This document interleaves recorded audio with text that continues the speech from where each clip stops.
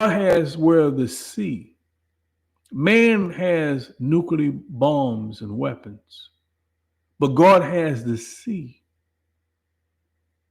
right there at every continent, every land. God has the sea, obeying Him to stay at the level it's supposed to stay.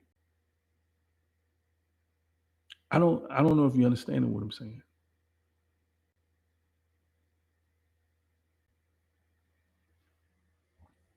That means all God has to do, which this has happened in many places, but all God has to do is let a tsunami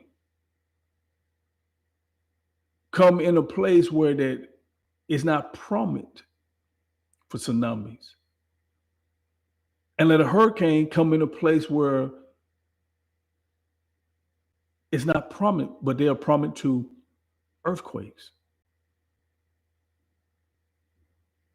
And actually, we're seeing these type of things occurring awkwardly,